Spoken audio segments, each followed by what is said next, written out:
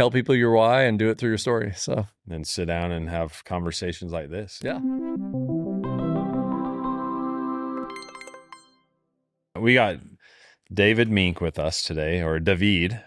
Prince David is what we were calling you yesterday on the golf course. You were. Right? Yeah. I like that. I had a thought on that note. This is very random, but one of the best shots of the day, and this is one of those where like golf teaches us great life lessons.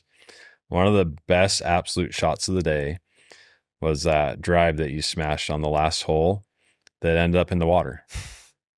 And like, hopefully you're getting the vibe here. This isn't a knock on you. It really was like me, like reflecting on like, man, that's life. Sometimes you just hit great shots and it just doesn't work out. Yeah. It was all your coaching though.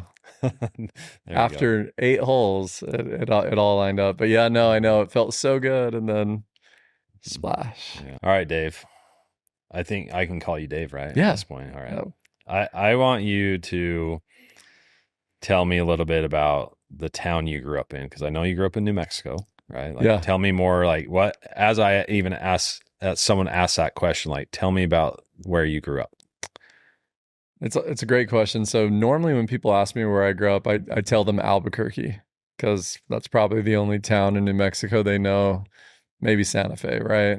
But I actually grew up in a little town called Moriarty, which is about 30 miles outside of Albuquerque. And when I grew up there, it had a truck stop, a McDonald's, a grocery store, a high school, and a handful of like a little hardware store, the movie rental back then, Blockbuster, etc. So yeah, small town in New Mexico.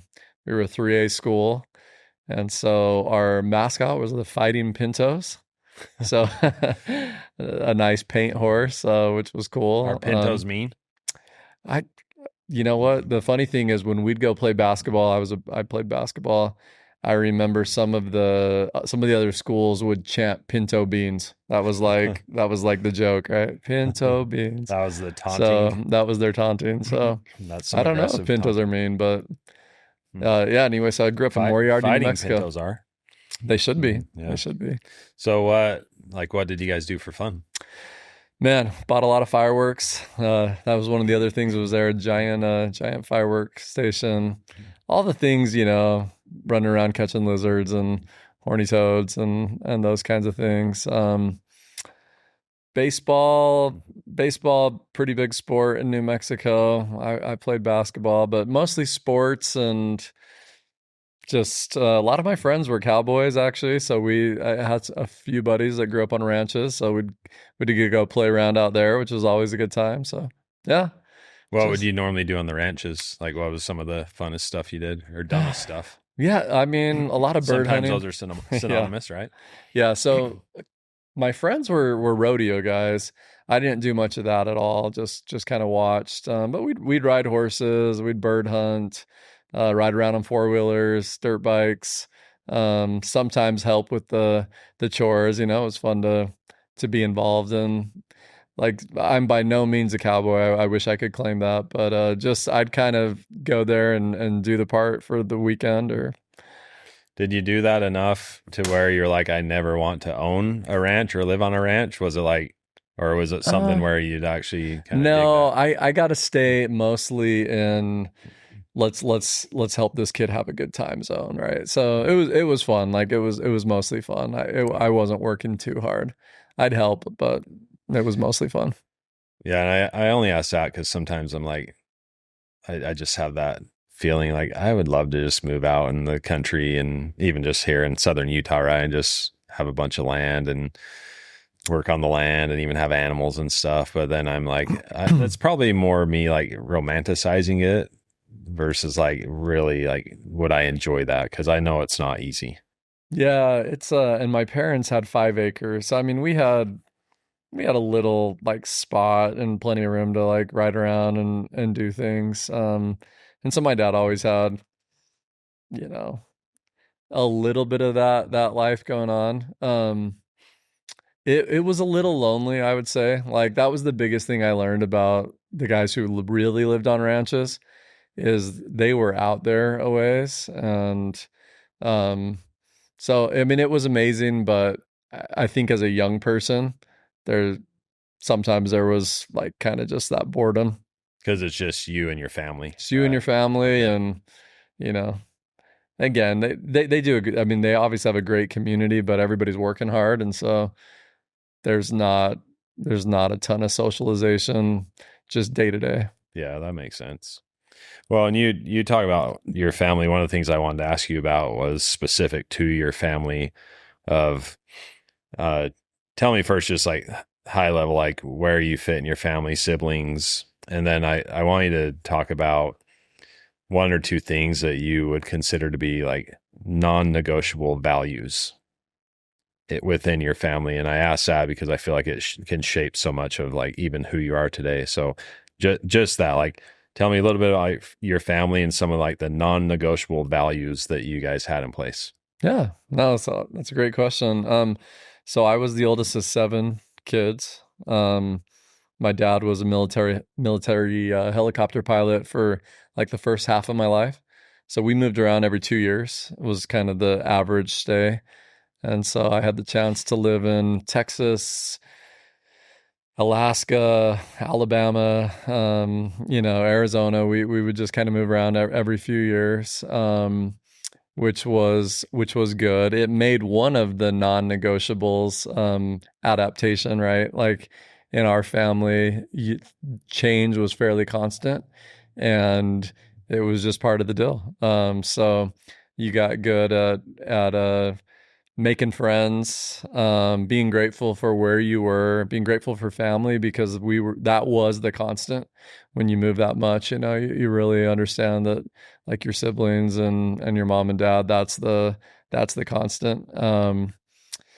The other thing that I feel like my mom and dad did a great job with is they were extremely supportive and very like values based in terms of teaching, but at the end of the day they were also a little bit sink or swim. It was kind of like, if you want to go to college, how are you going to get there, right? Like what's your plan for paying for that, and what's your plan for finding a place to live, and things of that nature. So those are probably the 2 values. I mean, my parents were very religious, so there's a lot of like, a lot of morals and all of that were certainly there. But when I think about kind of just the structure that we grew up in, and then seeing what's interesting about all my siblings is 6 of the 7 of us have ended up becoming entrepreneurs.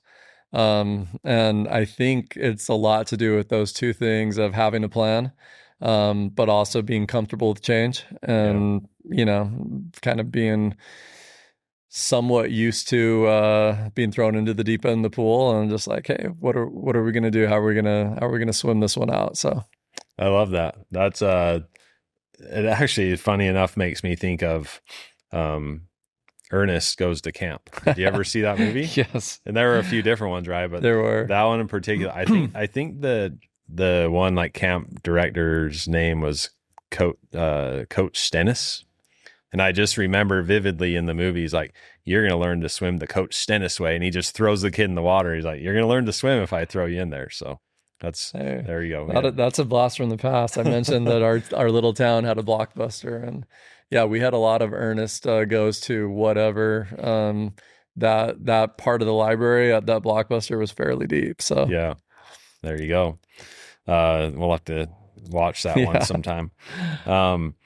With you talked about your family and being religious, and with when you left Albuquerque, like talk a little bit about not the religious part necessarily, but talk about even, and this will roll right into kind of your career path of like, talk a little bit about like when you did leave high school and your path just at a high level, like to this point. Yeah. So I actually ended up going to junior college in Thatcher, Arizona. There's a little school down there called Eastern Arizona College.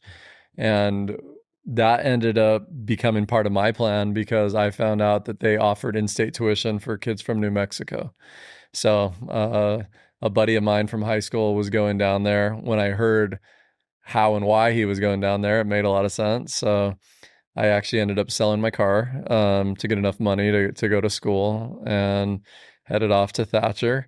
Great experience. Love that community. The college mascot is the Gila Monster, and purple and yellow. Just a fun like little vibe for a town. Anyway, ended up deciding while I was down there to serve a mission for the Church of Jesus Christ of Latter-day Saints, and so went on a mission for 2 years out to Tacoma, Washington, which was fun. I actually met my business partner, who Andrew Melchior. He was actually one of my companions on the mission, and I had planned to go to college at Arizona State when I returned because living down in Thatcher for a year. I then had the residency for Arizona, but partially because of meeting Andrew, and then I also had an aunt who, suggested I move to Utah. I ended up going to school in Utah.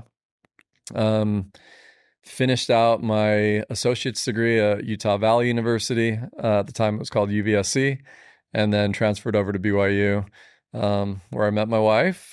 So we got married, decided to go to law school. So I went to University of Alabama and spent a few years there. Great experience. My last year of school was Nick Saban's first year. So just kind of began that great ride with the football team. You helped mentor him, right? I was his third interview. Once I signed off, they decided to hire him. But it was fun. Like, you could feel the change when he came to town. It was like, oh, this might be different. They weren't outstanding that first year, but the switch had happened. And then by the next year, they were legit. I think they were in the Sugar Bowl that second year. Lost to University of Utah, actually, though, which was fun because I had just returned from living in Alabama. We came back to Utah, which is where my wife's from. And I remember we were at a party with all of our friends, and it was Alabama versus Utah. And much to my surprise, Alabama lost, and we got a lot of ribbon that night. But anyway, my wife and I went on to, we've got 6 kids. Today their age is 20 down to 6. And also decided, instead of becoming a lawyer, to start a business. So started a marketing agency called Avalanche Media. And we've been running that for the better part of 15 years, and then sold to Ampleo last year, which is how I got to know you, right? Yeah, that's right. Serendipitous. Well, now that was rolling right into my next question of, as you got married and started a family, and of course, going through still some schooling, right, for you, at what point, I hadn't heard at all your story of like, at what point did you start Avalanche? So you answered that, right? It's been about 15 years. I'm curious, like, what was the genesis of starting Avalanche? Yeah. And why marketing? Like, why was it an agency? Yeah, I left a few parts of the story out that I'll hit. So I actually, when I was going to school at BYU, I had a job at a place where I was actually working on a hotline for entrepreneurs who were starting digital marketing focused companies. And so my job at the time was, they would call in with any and every question you can imagine, like, what should I sell? How do I register a domain name? I'm trying to build this website. I'm getting stuck here, either help me with my messaging, or I can't figure out this website builder, the HTML. And so as a young college student at the time, it was the best job ever for just exposure. So after working there for a while, my friend Andrew that I mentioned from the mission, I got him a job at the same place. So he and I were working this job together, both just kind of drinking from a fire hose in terms of how does digital marketing and entrepreneurship work and work together.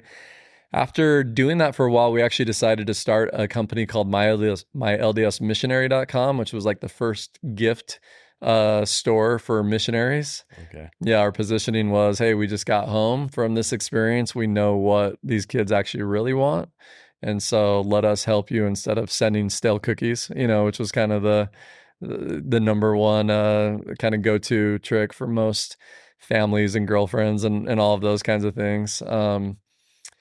And we had moderate success with that. I mean, we definitely grew a brand. We were making money. It was profitable. We ranked number one for a lot of different, via Google, for a lot of different keyword phrases like, what should I buy for a missionary, LDS missionary gift, things like that.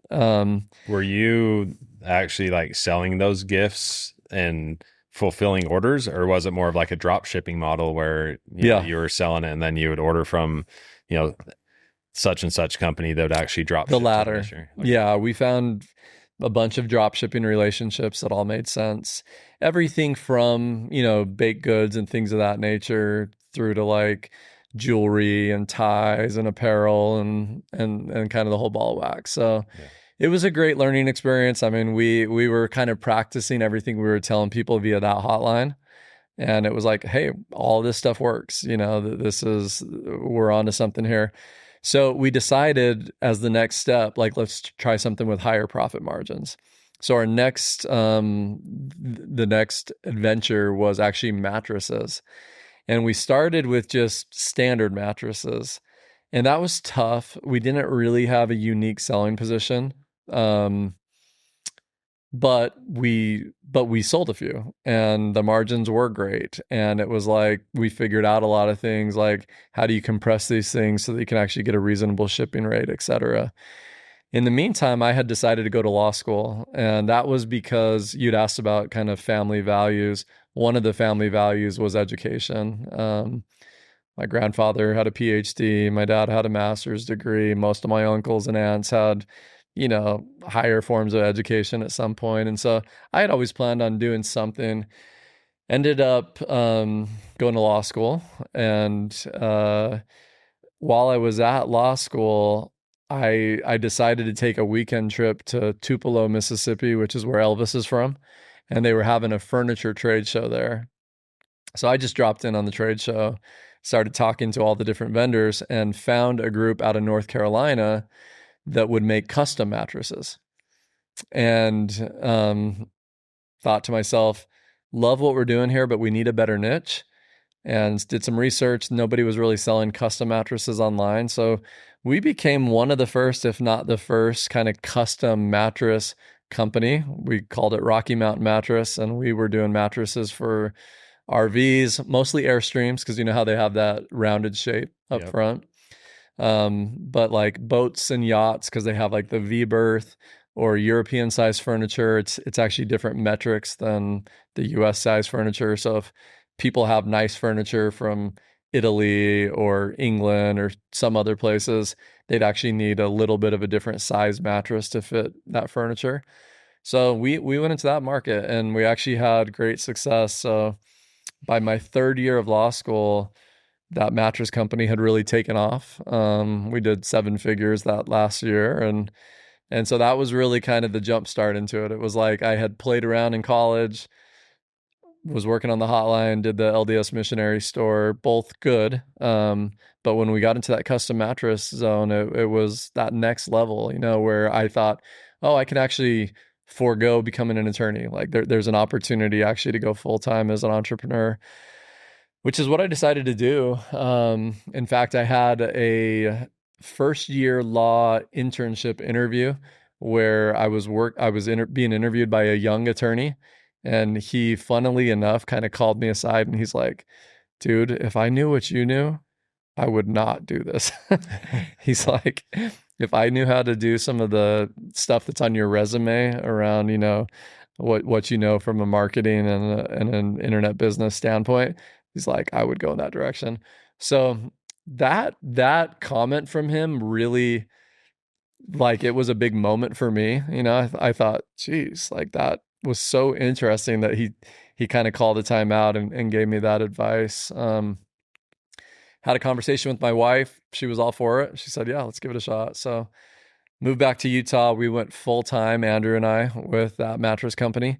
And also a third partner of ours named Matt, who we had started it with. And then that same year was 2008. So of course there was a big economic, dip with the recession. So we just started hanging out a shingle we also consult on marketing. we've learned a lot over the years, and we had this proof of concept, with a lot of people who knew us, knew what we had accomplished with the missionary store and then also the mattress company. So at first it was just meant to be a little bit of a side hustle to make sure that there was enough income to supplement what the mattress business was doing. And is that more of like conversations you had with people Yeah, that just said, hey, we know how to do this and we're happy to consult you with it? 100%. And honestly, where we really started to break through is word traveled to some of the bigger agencies in Utah. And so we started being hired by some big names at the time. I won't do any of that here, but there were some big companies that actually brought us on to do their enterprise work.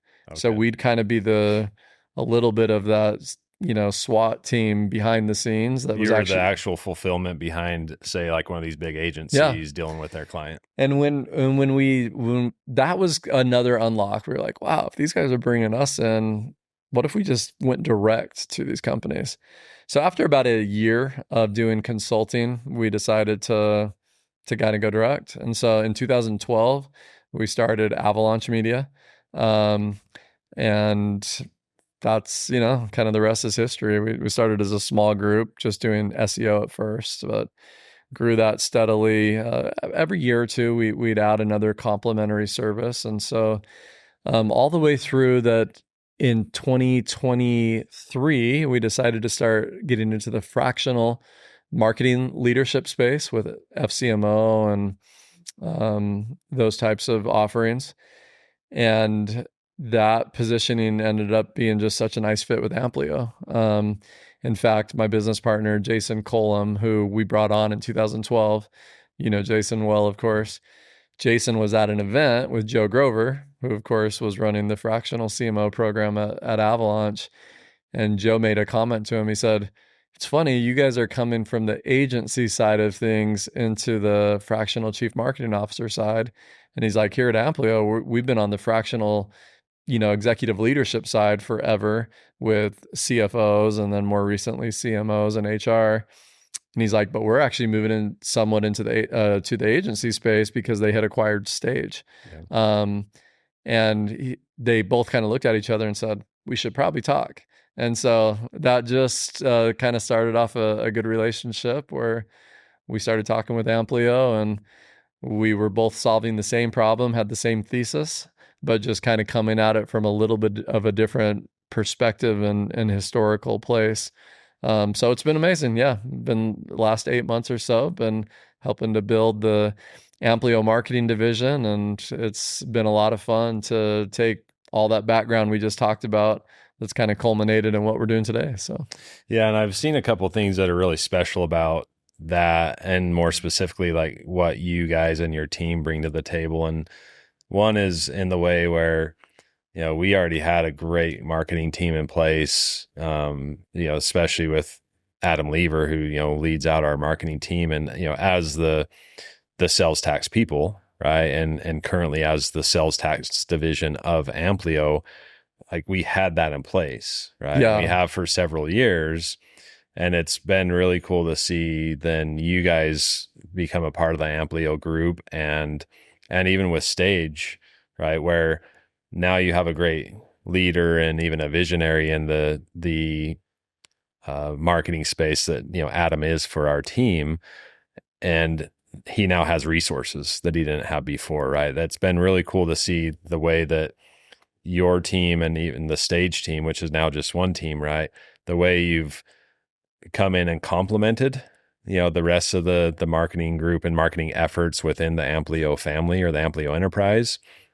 And then the other thing that's been really cool to see is just how now it's just this ultimate collaboration, because there are so many brilliant minds and, expertise and experience, and you combine all those things and the collaboration is just incredible. Right? And that's been really cool to see. Yeah. I mean, number one, Adam is terrific, really sharp. Our team loves working with Adam. And honestly, the way we interact and complement Adam is actually exactly what we do for our client base. All small to scaling companies are generally need some form of fractional strategy and possibly leadership, and then some form of marketing execution help. Rarely is a company in a place where they have either side of the equation 100% dialed, right? You can have awesome people like Adam, but he's one guy, and there's only so much that he can get done. And so depending on the size of your team, every company out there is going to need, again, either some tune-up when it comes to, well, what's the strategy that we've got in place? Some companies don't have a leader, and they need some of that leadership, piece. And then almost every team needs some help with the execution. Almost every team needs a little bit of a rubber band there. And so really, the way you see us work with Adam and complement that is exactly what we do for all of our clients. And what we're committed to doing is always just sitting down with them and their leadership teams and finding out exactly who they have, where they're strong, if there are any blind spots. And we start first with the strategy. What are we trying to accomplish?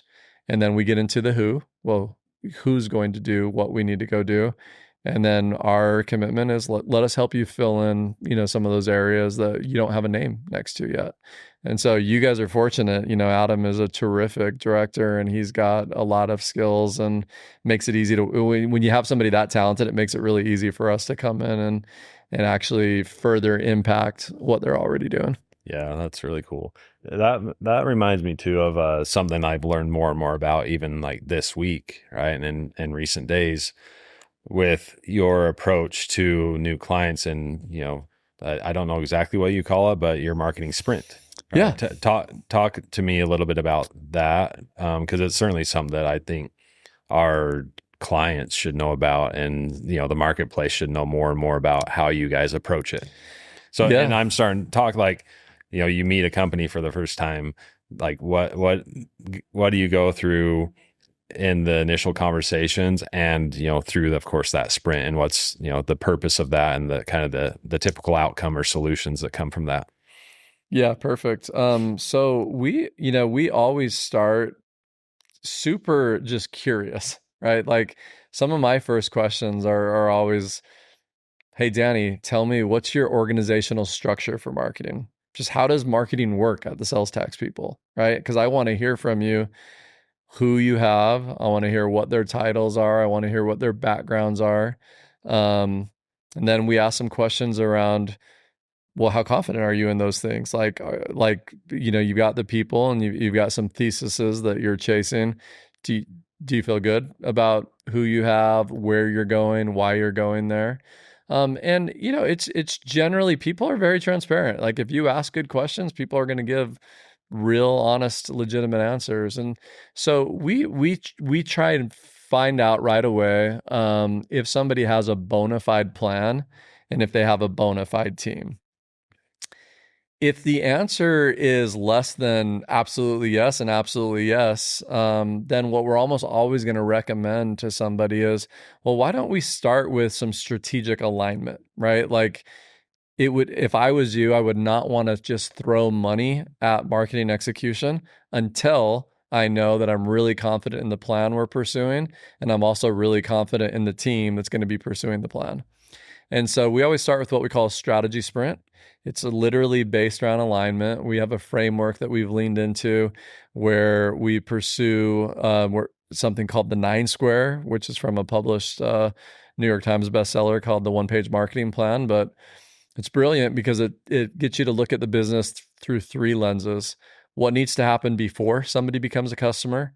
And that's really about who's your audience, defining them, what's the message that audience needs to hear. And then which channels should you be spending your marketing dollars on? Once you've accomplished that part of the marketing, then they move into the during phase. And the during is when they're actually moving from learning about you and being interested to becoming a sold customer. And so that's about, how do you capture your leads? How do you educate or nurture those people? And then how do you convert them, right? And that's where marketing and sales actually blend and marry. And then that's just actually the start of the money-making process, right? Most of the money is actually made on the long haul. So then we look at, how does marketing impact the experience that the customer has once they join your company? what does lifetime value look like? And how do we increase lifetime value and make it more predictable that you'll be able to reach lifetime value goals?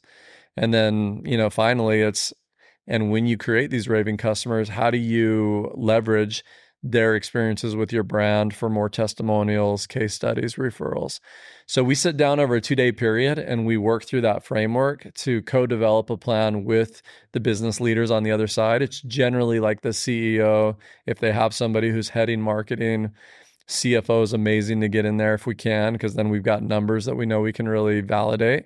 And if they don't, then that's where the Ampleo CFO team becomes so valuable, as we can bring them in to really drill down into CAC, lifetime value, some of those really critical financial pieces.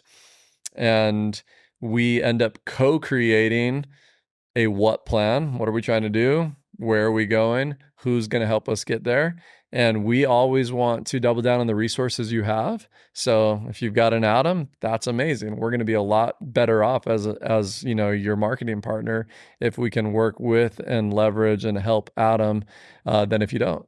And if you've got an Adam and a Samantha and a Darren and a Kenny and a Lisa, then we learn, okay, well, what do all these people do? What are they confident and competent in? What are areas that you guys tend to not quite, dot all of your I's and cross all of your T's? And so having a fractional led agency backed marketing solution allows us to bring in just the right amount of marketing leadership and marketing strategy with all of the execution components. And so every retainer and kind of ongoing plan ends up looking different, but it's always custom built with the leadership on that side of the table, using tried and true frameworks that help us put together something that people can really be confident in and have a lot of success. And so, since we have been offering that solution to customers, we've seen just amazing things. We've been able to help companies who say, hey, my goal is to go public. So from a marketing perspective, what do I need to do to eventually get there? Or I'm trying to become the fastest growing company in my vertical in the state. So as soon as they give us that goal, we're able to say, okay, if that's your goal, then let's break this down in terms of what needs to happen before they become a customer. How does marketing help them become a customer? And then finally, how does marketing help enable them as a customer for the best experience and the greatest lifetime value? Yeah. And when that last word you said, value, there's something that is intriguing to me just having this conversation with you, because this is more depth to you and your team than I've had up to this point, as far as learning more and more about how you guys operate and how you approach your clients. And what's intriguing yet not surprising is that we're now both part of the Ampleo group, and part of what drew us to Ampleo and drew them to us is I know very much of the same thing with you and Ampleo, and that is a couple of different aspects of the way that you guys operate. One, and perhaps this is the most, the highest and the most important one, and it's the human element. Right? It's that you have the humans here that just understand and appreciate how important it is to just have that in place of people that have compassion and empathy, and also have, the other attributes you could say of just, some of what you talked about that have helped you be successful. And those are the things that, you can put all kinds of, adjectives around it, but it's just having some drive, right? And also, like I said, just some appreciation and just all these different attributes that really lead to true success, I'd say, in life. And as fluffy and, as that might sound, it's legitimate, right? With the people that I've worked with Avalanche and just in general, under the Ampleo enterprise. And so there's that human element that's so important. That's, it's very tangible when you're dealing with someone like that. And it's invaluable in the sense because you can't put a price tag on it, but it's part of what fuels the growth for someone successful like you and for your company of people are going to see that. And there's a couple other elements in there as you discuss that whole process that stick out to me that again are not surprising because of how much they align with how we approach things. And One is that it's the expertise, right? You have to have people in there that have experience and expertise driving this. And then the other one is the kind of custom bespoke approach of like, you're absolutely, after all these years of experience, you're going to have processes and systems and guidelines and and plans that you follow that are like, this works. And you're going to take that, and there's going to be enough flexibility to actually plug that into, the prospect and ultimately the client. So you have just that perfect marriage that leads to, something we always like to talk about, and that is collaboration, right? So it's taking your expertise and your experience, combining that with the company that you're dealing with, and some of what you talked about of whether their goals and what are they trying to accomplish, and also like their mission and even their team and their setup, and you marry those things together, and it creates a true partnership, right? It's not like a vendor client relationship. It creates a true partnership where you're working together for the ultimate goal. Yeah, no, I mean, amen. Like you nailed it. In fact, I'll just start with the team alignment. Like we were lucky enough to have you guys come participate at our company offsite leadership meeting yesterday, and I had 3 different people literally just tell me those seem like the best guys, right? And then you came out and golfed with a couple of us, and same comments when you left, just like, he's really cool, right? It's an instant connection, and it's a connection because the values are shared. Yeah. With that, yeah, you have to have frameworks that are proven, that makes your service repeatable. But you have to balance that with this human-led, custom, bespoke piece, because every company is different. And so, we always strive to make sure that we have playbooks that we know work. We have frameworks that we'll lean into over and over again. But we recognize I have to take the time to listen and learn and be thoughtful about what this company needs. And that's why we go through that process. We used to take a Polaroid picture and try and take a quick snapshot of who a company was and what they needed, and then come at them with a proposal. Hey, we spent a few minutes together. We think this is where you guys are at. Here's how we'd suggest we move forward. Now we found we've got to spend a few days in the trenches together in order to give you the right plan. And that's because it does have to be bespoke. It does have to be custom built. And by the way, you have to help us do it, because you kind of hold the keys to the kingdom, right? You know the details around your customer, and you know the details around your product, and you know the details around your team, that as you share those with us and as we approach it as a real partner, we're able to produce a plan that both parties can be confident in. And when we have that shared alignment, I mean, you know what shared alignment does. It just empowers teams. Like you're able, you're marching in the same direction. And so, anyway, yes, amen to everything you said. That is kind of how we approach things, and I know it's how you guys go about your business. Yeah, it's really the perfect partnership with us as a group of what is Ampleo marketing today, and the way we operate with all of our clients. And it's something that it makes it more. It's fun. It is. It's fun, and it's a lot easier to even put everyone in, host an event, for example, and bring everyone from Ampleo, and always be willing to invite clients and partners, because it's across the board the same type of experience that you just described, which, by the way, I really appreciate you saying that, and that's always wonderful to hear. It's the best possible compliment. So I appreciate that. And it really is a testament to the team that has been built, that is the greater Ampleo family and team at this point, of just like constantly being introduced to new people, and like I said, introducing other team members to clients and partners, and just having that experience across the board. And it's with that, just wrapping things here. As we talk about marketing, one of the things I love about your team's approach is you're staying on top of the latest and greatest opportunities. And I shy away from saying trend, because I think that's what you guys do such a good job of, is you're not chasing trends or what's trendy. It's like, truly, what are the opportunities? And you guys are constantly engage with that, just making sure that you are, combine that with all of what we talked about today and continue to have the best offering to the market when it comes to, what companies need for marketing. And with all that in mind, I'm curious what you think are some of the biggest opportunities like today, and or like what you think we'll see over the next like 5 to 10 years in the marketing world.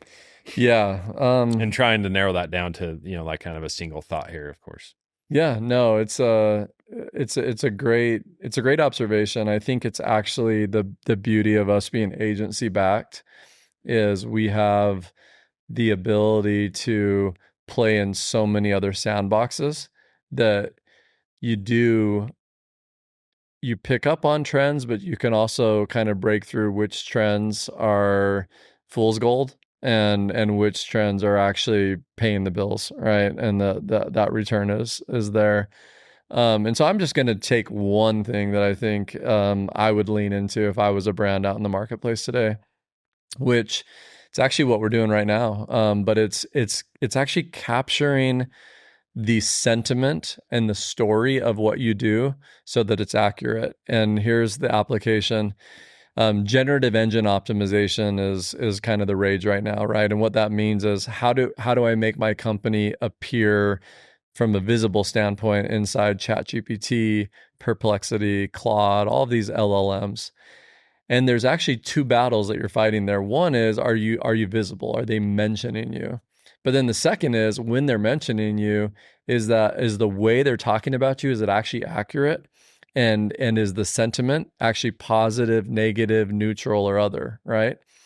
And the best way to make sure that the sentiment is spot on is to capture your company stories from the people who hold them all, right? So I got here a few minutes early. I was watching, you, Paul, and Jason talk. What you guys are doing is so brilliant because you're getting all of that juice of who you are, what you do, who you help, how you help them, why it's impactful.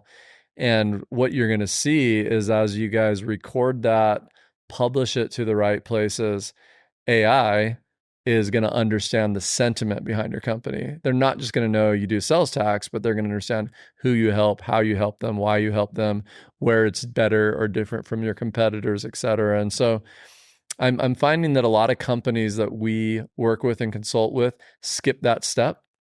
They don't want to take the time to capture the stories. Some of them are onto it from the customer standpoint. A lot of companies focused on UGC over the last few years, right? Which is user-generated content, also extremely important. But there are many companies who aren't getting CGC, which is the company-generated content. Or if they are, they're just outsourcing it all to writers and things like that. And so taking the time, again, to get the people who have the deepest, best, maybe most 360-degree understanding and capturing that information is going to be one of the best ways to leverage this crazy new technology that we're all excited about, to make sure that technology doesn't misappropriate us, put us in the wrong boxes, right? Like we want to make sure that we're owning our story. So capture your client content, capture your company content, do it in a way that you're getting the stories from the right people, and then leave it up to the marketers, like work with people to figure out, okay, where now do we publish that content? How do we splice that content up? How do we take that and repurpose it into a lot of different variants and forms? And so again, it's not a full answer to your question, but it's one nugget that if I'm a company leader, I'm going to make sure that we take the time to tell our story. And that if I'm one of the leaders, that me and my counterparts are the ones actually actively involved there. Because if you don't do that, you're leaving it up to all of these AIs to grab sentiment. And if they're grabbing it from what your customers are saying about you, and those customers are disgruntled or angry, or what your competitors are saying about you, you start to understand how mixed up that story can be. So yeah, that's brilliant. I mean, that's as good as an answer can be, I'd say, in the sense of like just dialing in what a true opportunity is. And that in particular like rings true with me, because more than ever, people understand that, the why, right?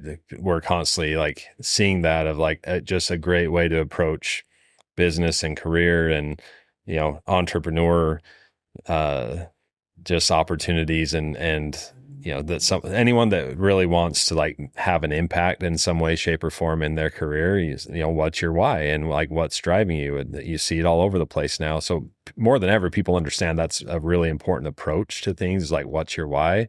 And to me, that's something that rings true with what you just described, of like, because people more than ever understand that that's an important part of like what's driving anything out there, especially like from the human side. People are going to appreciate your company's why, and they're going to connect with that, and it's going to resonate with them. And in fact, like if you just look at the landscape of how people even make decisions now to purchase services and products, like oftentimes it's driven by the values that are connected to somebody's why, or and why they built some. And it's that's in that sense, it's really cool to hear your story, both before and as you started, Avalanche as it was, right, in the agency. Like it's just, that piece is cool of how you guys came together, started it, and then even more so now, like what really is your some of the driving force, you could say, in what you guys are building. Yeah, well, thank you. And the thing, one of the reasons I shared that piece of advice too is there's nothing technical about it. It's easy to do, right? It's marketing, but it's also straightforward, right? We're humans. We're driven by stories. And so you have to capture your stories. It's also how people remember brands. If you're not telling your story, if you're just always focused on features and benefits and technical data, et cetera, it's not memorable. It's not going to stick with people. And so, anyway, tell people your why and do it through your story. So then sit down and have conversations like this. Yeah. On that. I genuinely appreciate you